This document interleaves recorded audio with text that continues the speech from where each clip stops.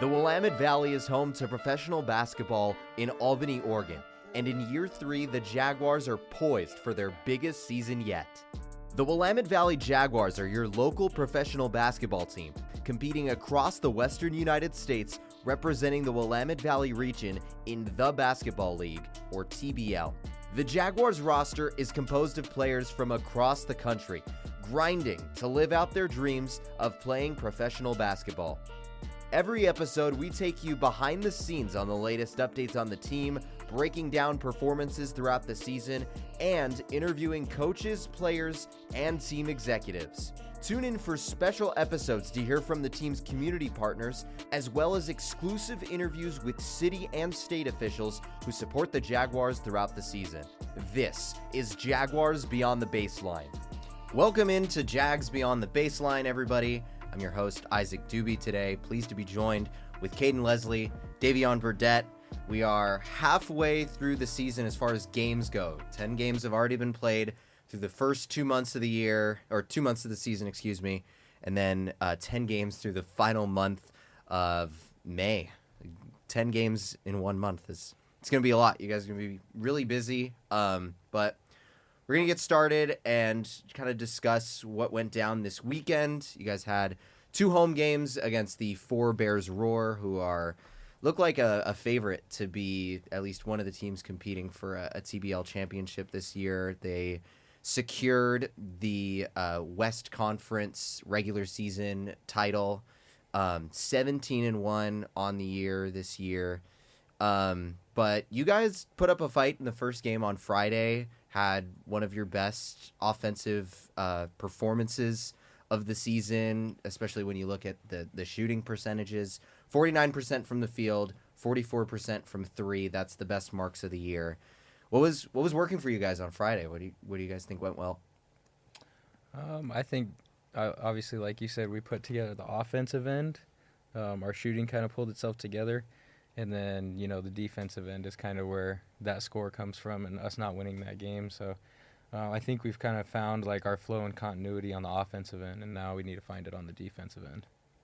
I feel like that was probably one of our best games we played together as a team. We was moving the ball a lot, which was allowing us to get open shots. And I feel like that just made us be able to put up a fight against the number 1 team in the conference.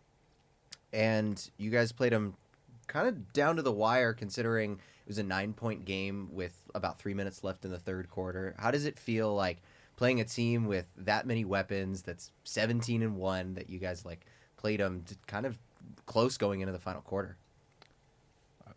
Honestly, I'm not surprised, because if you look at our roster as individuals, we have an amazing amount of talent. Every single guy has something they do really well. So it's not super surprising for me. It's really cool to see that we can hang with them. And honestly, we can beat teams like that if we put our game plan into motion and really put it all together. There's no shortage of talent. So yeah, I feel like we could compete with anybody in the TBL. Like Kaden said, if you look at our roster, talent-wise, you could really see, even on paper, our numbers add up, and I feel like, guys, we could just compete with anybody in the TBL for real. You talk about the game plan going into this weekend against Four Bears. What was the plan to stop a team that's got that much size? I think one of the plans that may not have gone the way we wanted it to was to make them better shooters. They came in with a worse shooting percentage from the three-point line than we had, which is saying something, and they shot the ball really well this weekend. Mm-hmm. I mean, I think Munson hit only his second 3 on the year, so if that tells you anything, I still think we executed our game plan well. We pushed the ball up the floor when we should have, so it was just kind of they had a weekend against us, that's for sure. Nah, yeah, facts. Our game plan was definitely to, like we said, force them to shoot the 3, clog the paint, but they just happened to hit. Yeah. With how well Preston has been playing lately, he had almost 60 points this weekend across 2 games. How has the offensive game plan changed since he's been kind of producing a lot more, playing starting minutes now, where he's in the game a lot more and has been a lot more aggressive in getting to the rim? Just how has the offensive game plan changed?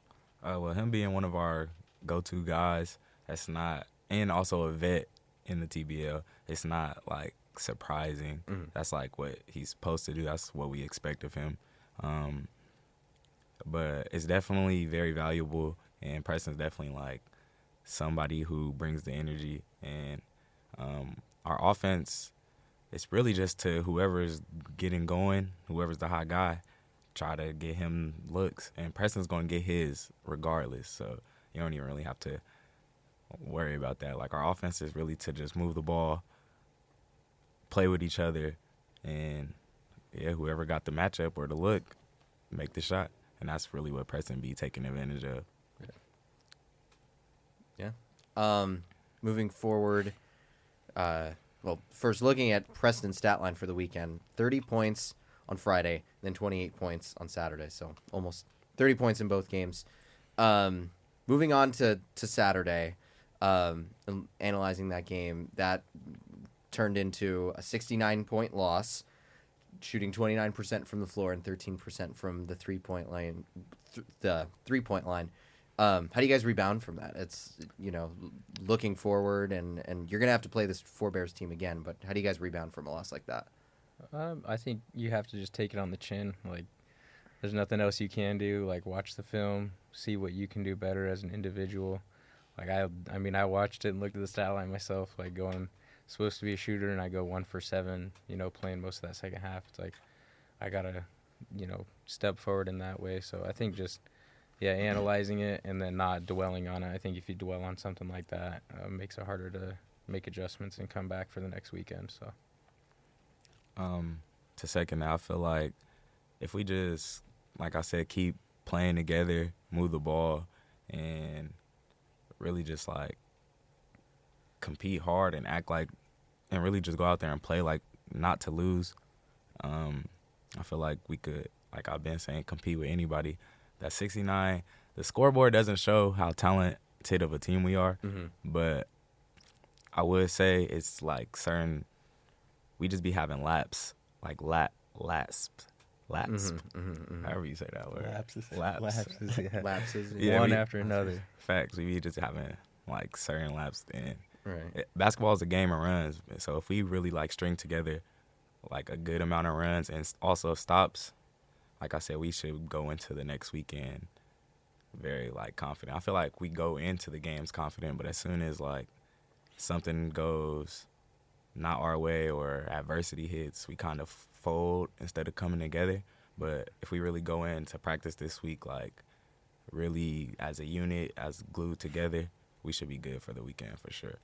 And what was the biggest difference you felt like happened or took place in the game Friday, where you guys are shooting a very efficient, almost 50% from the floor, versus Saturday, where you guys shot under 30 from the floor? I think our shot selection changed. Like, we got a little overzealous. We're like, we shot. Look at the way we shot yesterday. And then we took some shots that were ill-advised just because we had the hot hand. You can't get greedy. You got to stick to that game plan. And what worked for us on Friday was getting open shots, moving the ball, and getting those open threes. And then I think Saturday was like a little more contested shots. Maybe instead of 4 passes on a possession, we were taking 1 or 2 into a shot. So, yeah, definitely a lot of ISO ball. A lot of guys trying to get theirs, which is understandable. Got to get good film. But if we want to win games, we got to, like I've been saying, play together. It's the only way you win basketball games. I want to shift to talking about your guys' individual stories and find out and help the fans find out a little bit more about you guys. Kaden, I want to start with you. You're originally from Idaho? Yeah. Is that right? Yeah. And you played in the Catalonia Basketball League. Is that right? What drew you out there? A scout saw me because I went to a G League tryout in Dallas. I kind of had nowhere to go after college. I battled like 3 pretty big injuries, unfortunately, and then I was in college during COVID. So I kind of had no place to go after I was at my JUCO. Went down to a G League tryout, and it was in Dallas. So there was like, I think there was like 400 guys there, they said. You know, it was a packed, there's four full courts of guys there. Like, I had a good outing, but it's not enough to stand out. So somebody saw me there, and that kind of helped me get over there. Yeah. And you had some success with the team BC, is it Cornelia? Cornelia. Yeah. You led the team to a league championship, led the team in scoring, averaging just under 18 points a game. What was that experience like in playing in that league? Man, that was crazy because I don't think I think my 3-point percentage at the end of that was close to like 60. Oh, wow. And that's like, I mean, I've just never had a performance that's like strung together after, like back to back after. So, I mean, it was really 60. cool. It was my first time being overseas too. I think, you know, my wife will take the credit. That was when I like first started talking to her before we were married and all that, was that week. So it was like I was just on a cloud. I just met her. I'm going over for like my first overseas experience. I felt like nothing could stop me. So I was letting it fly, and we had a good team, you know, a lot of good chemistry over there. So He was shooting the skin off the ball. Yeah. Facts, yeah. 60%. Yeah, it's crazy. Shout out your wife. Yeah, facts. For people who like aren't very familiar with like overseas basketball, like I haven't watched or seen that much overseas like play. What's the biggest differences in the game, like here versus there? I think something people don't think about is like the different rules change the way that you play the game. So when I was in Thailand, you could camp out in the key. There's no 3 seconds in the key, and you can goaltend. So, you know, there's a lot of times where I wouldn't play inside because I had a 7-footer just waiting there to wipe my shot away. There's no chance I was going to get a shot off, you know, at the block. So that changed the way you play. I remember in our game on Saturday, I asked Coach, because we couldn't call timeouts as players overseas. The coach had to call the timeout. And I asked, I was like, can we call timeouts? And everyone kind of looked at me. They're like, what do you mean, Kaden? You could call timeouts, bro. And I'm like, I don't know. So there's just a lot of that. And then just the way they play is a little bit different. Like, you're not expected to, I think the whole thing in Spain was kind of an anomaly. I also got, you know, we moved the ball, and that's how I got open shots. So the game's a lot more fast-paced over there. There's not as much size, too. So it's really about moving the ball quick, playing gritty defense. It's just kind of a whole different game over there versus when you come back over here. How do you feel like playing overseas, like, and the differences in the game and the different nuances, like, benefits you here, playing in semi-pro basketball here? I think just the experience aspect of it. I've played against some guys that are playing in some pretty big leagues in like Europe and Asia. Some guys out in Japan and China in those large leagues. So having that experience of playing against guys that are at that level, I played against a couple guys in college that are in the league now. So I think mainly the experience and bringing that leadership aspect of it, the work ethic of being to practice on time, being there early, doing the stuff extra outside of the 2 hours that we're there together. Moving to your story off the court this season, you had a pretty big life-changing event happen since you had a baby born, and I believe they were born in Oregon, right? Yeah, she was born here. Yeah. What's it like to be a dad during the season? Oh, it's crazy. Because no matter what the score is, I mean, we go and lose by 69 points on Saturday, and then like I see my wife bringing the baby over, and then she starts smiling when I pick her up. It's like it just like wipes my memory. I'm already on to like the next week, and then it just, you know, when you become a father, it's like you want to make not only your family, but like that's my daughter. I got to make her proud too. I don't want her to look back and be like, what the heck was my dad doing back then? You know, so that changes things a lot. And like she was really the reason that we came here. We didn't have a plan to come play in the TBO. We had actually signed a contract to go play in Armenia in the A-League. And we found out we were pregnant, and we were like, that's just not going to work. Like, we got to find something else. So that's what brought us over here to Oregon. Talk about I know this because I was there at the Summer League when that was the first time you'd met Coach Mary and found out about what we're doing with the Jaguars. Talk about like your journey from then when you showed up at the Summer League just hoping to land something in TBL to where you're at now. Well, meeting Coach Mary was awesome. she had actually had just one or two conversations with me right before Summer League. So it was really nice to see her there. And then, of course, she was like, come play with us for Summer League. And then the conversations just kept progressing. And what really drew me here was the community that she wanted to build. She had told me about junior NBA and the camps and stuff. And I used to coach, like, when I got out of high school. So that was something that pulled me in right away, was, like, being a part of a community. I came from a town of, like, 1,500 people. So being close-knit with a community, being able to work with kids and all that, it really drew me in. And then just to be a part of something that's, this is only our third year. So it was like being part of something that's just starting, being able to build a foundation with some guys. Like, I knew that guys like Davey, he was over here and he was staying here. So it was like they got some guys that I could be with year-round, getting work in. So that's really pulled me here. Yeah. Awesome. Shifting over to Davion. You're originally from Las Vegas, right? Oh, yeah, shout out to Nevada. City, man. 702. Let's go. But you played college basketball at Corbin and Lynn Benton Community College. What led you to play at Corbin, and why'd you move up to Oregon?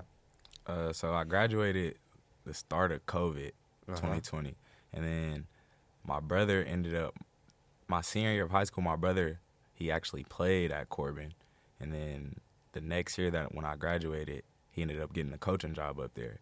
So I was like, yeah, I might as well go see what Corbin looking like. Went there, played 2 years. But I was swinging on both teams. They have like a gold squad JV team up there. So I played on that team, and then I was swinging on the main team.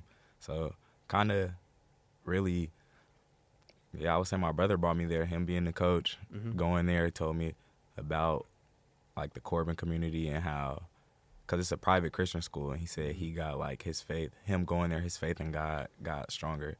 So that kind of drew me more, because I've always been wanting to like have a way to really get like closer to God, but like on purpose. You know what I mean? Like I don't have a choice. You know what I mean? Because when you get a choice, you like, it's always a way to make, I wouldn't say the bad choice, but like, yeah, and just put it off. Right. Yeah. But going to Corbin really like strengthened my faith in God, had me going to like taking Bible classes, really getting into the Bible and the Word, and yeah, I feel like that was actually a big change in my life. It benefited me for sure. And then you played at Lynn Benton. Yep. How does it feel to play in a gym that you played in during college? It's like you probably know the locker room and just the arena really well. Nah, in fact, it's the road runner way for sure. I just put in so many hours in that gym, so just being back in there, getting shots, it just felt good. Like, it's already a shooter's gym. I know all my spots in that gym already. So it's like, it just felt like home. It's really home court advantage for me, for real. And you've been getting comfortable on the court recently for the Jaguars, because you got some playing time. It wasn't this past weekend, but 2 weekends ago. Came in, scored your first 15 points of the season in 2 games, and hit some big three-point shots, especially in that win against the Grant County Red Tails a few Saturdays ago. What led you to getting that playing time, having the confidence to take those shots and hit them? To be honest, those are just shots I work on. I stay in the gym. It was really like kind of regular in the most humblest way possible. But leading up to getting that playing time, I would say like I've just been working hard at practice, showing up, and just keeping my head down, staying down for the come up. And whenever I finally got my opportunity, I just took advantage of it. Did everything I could, and I just left it all out there with the opportunity that I was given. Oh yeah. How was your time with the Jaguars? Kind of helped you develop as a player and a person the last few years. From last year and this year, it's kind of been like a lot of adversity and just like a lot of tests.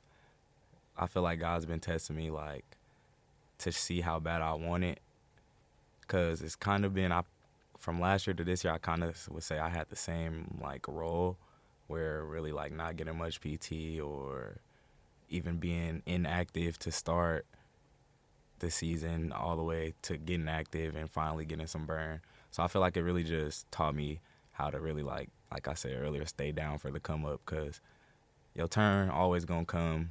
you always going to get an opportunity, and it's just really what you do when your opportunity finally comes.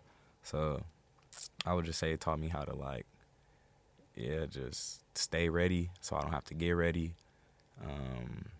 and just overall be a good teammate, cheer your brothers on, and then hopefully they do the same when you finally get your time. You were on the team last year, and you said kind of inactive for a good portion of the season, not that much playing time. But what have you seen both individually in your own play or just yourself as a person in your time with the team last year versus this year? Individually, well, it really just made me want to grind even more, put in the more work to really show and come with like a chip on my shoulder and prove a point to my coaches and everybody and whoever's in the program that like I could go. Like I got game. It's like not nothing new. Because I put in the work, I put in the hours, and I feel like my game shows for it. And honestly, it's like from this year and last year, it's really just like I'm really just trying to prove myself, it feels like. But how about this? How about from a team standpoint? Like the biggest changes from this year versus last year? As a team, I feel like we definitely grown, even like as a community. Coach Mary's definitely putting in the work, especially when she took over the ownership world. Definitely put in the work to like make us grow as a program. So I admire that for sure. We definitely like being more active with the kids, getting into way more community stuff, way more like events, like the junior NBA stuff, the kids camps, and all the chamber of commerce meetings, and like I don't know, it's just a very good turnout. Like the community showed love. We got a lot of more support from last year to this year, even from the very first year. Like I've seen, because I was kind of a part in a way in the first year. Like I was keeping up with them the very first year. So from that year even to this year, definitely a big jump. And I would say it's because of our ownership and our coaching. You talk about how this being with the Jaguars and playing for the Jaguars is like an opportunity to prove yourself to whoever, to, you know, just keep making the most of whatever you can make it. Where do you ultimately like see yourself? Like, are you trying to play like a bigger role on another TBL team or continue to play here for the Jaguars? Like, where do you want to see this go? Well, I'm trying to. So currently, like, I'm maintaining my eligibility. Same thing I did last year. So I'm really trying to go back to school. So I'm really just trying to get a bunch of film so I could send out to coaches and so I could go finish my 4-year degree. So, yeah, it's really just to go back to school right now. That's what I'm using this for. Gotcha. All right. Yeah, anything else you got on your individual story as far as your personal? Nah, not for real, nope. All right. Looking ahead a little bit. So I opened up this episode mentioning you played 10 games through the first 2 months of the season. Now going to play 10 games through the final month of the year. How are you guys gearing up for the crazy schedule that's about to come? I think we're good, man. Like, we've been preparing for it. We just got to keep doing what we're doing and really listen to each other. I think trust is a big thing. So now that first half of the season is over, I think we really got to lean on each other, trust each other. And I think those results of the games can look a lot different moving forward just with the guys we got. So I think we'll be all right. I think we'll see some different results and then get in the playoffs and hopefully do our thing. Nah, yeah, definitely agree with what Kaden just said. If we just all buy in these last 10 games, 10, 11 games, whatever it is, if we just buy in as a team, as a unit, and really, like, play for one another instead of for, like, individual stats or averages, I feel like we'll definitely make a good run this last part of the season and definitely make a run in playoffs for sure. And looking at the schedule upcoming, you guys play on Friday against the Grant County Red Tails, who you guys know very well. You guys have one win against them this year, but they look very different from the last time you played them a few weeks ago. Big trade that happened April 20th, so that was a week ago today. Kyson Rose, Donovan Sainer, Ione Benavidez, and Travis Massengale from the Sun Devils are all now on that team. What do you expect from the Red Tails? Just with the new additions, how are you guys like game planning for them? I think we got to be ready for a little bit more firepower. I mean, we know what Ione was doing.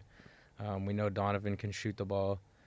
Kyson's just a big dude that's a force to be reckoned with inside. So I think Grant County got a little deeper with that trade.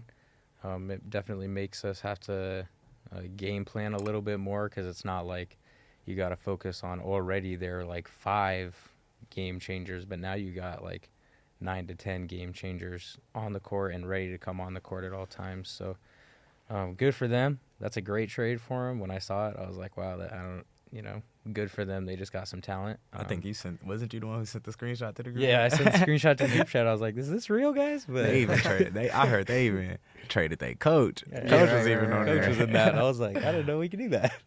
So I think we'll be good. Again, we beat Tri-Cities when they had those 3 guys. So, and I think we may, have a slight advantage with a little bit of adjustment period that they may have bringing in some new guys. So, if they do have that hiccup of just bringing in new guys, getting that gelling, we might be able to take an advantage this weekend. So, definitely a team we beat before. They traded guys that we beat before, so I'm not really like too worried. Okay.